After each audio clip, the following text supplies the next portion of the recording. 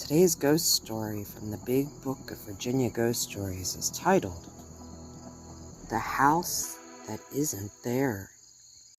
The House That Isn't There.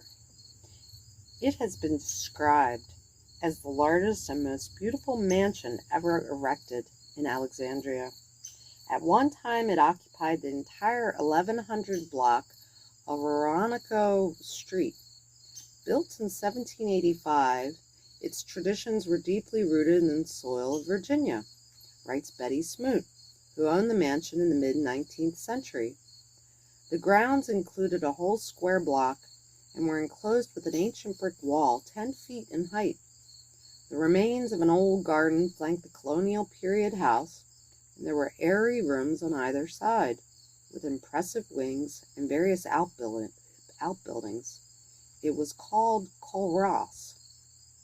Tragedy shrouded the estate. It is documented that Thompson Mason, son of the colonial patriot George Mason, won Culross in a game of cards. He is the one who built the high brick wall.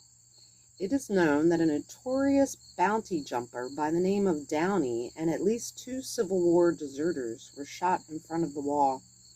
This probably explains the legends of the ghost of a soldier who haunts the wall, but he is not the principal spirit, or rather spirits, of Culross.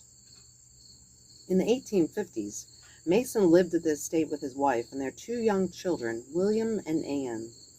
One spring day, as they romped in the yard, a terrible storm whipped up suddenly. William took shelter in an old chicken coop. Gale force wind gusts toppled the creaky old building and killed him instantly. The house was in mourning for weeks, and none took it harder than young Anne. She walked about in a constant daze and seemed totally oblivious to reality.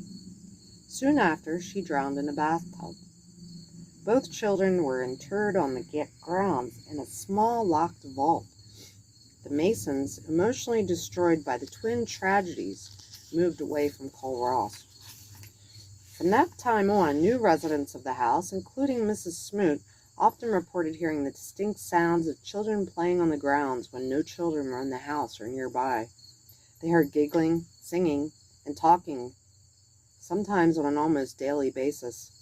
Their cheerful presence was so strong, in fact, that successive owners at Culross had great difficulty in retaining servants. Many past residents and servants also told of seeing the apparitions of a young boy and girl. And while these sightings recurred over a period of 30 or 40 years, the children, always dressed in pre-Civil War clothing, never grew older.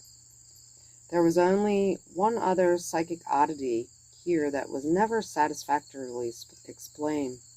The door of the vault where the children were buried was sealed with a large iron lock.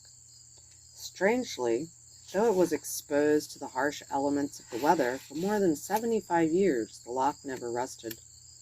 Even more unbelievable was the fact that the lock, to which there was only a single key that never left the house, would never stay locked more than 3 days in a row. Mrs. Smoot, among others, could not explain this peculiar phenomenon. Father would lock it himself, she once said, and open it would come. Never was the lock broken. Was it the mischievous spirits of young William and Anne who regularly broke the iron bonds so they could play on the grounds where they once enjoyed such happiness? We may never know, for early in the 20th century, Culross was moved to a site in New Jersey.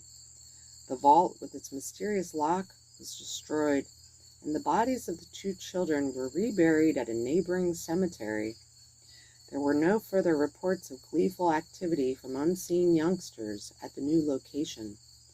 William and Anne, children of the Old South, apparently had no desire to venture north. The House That Isn't There. Ghost Stories of Virginia.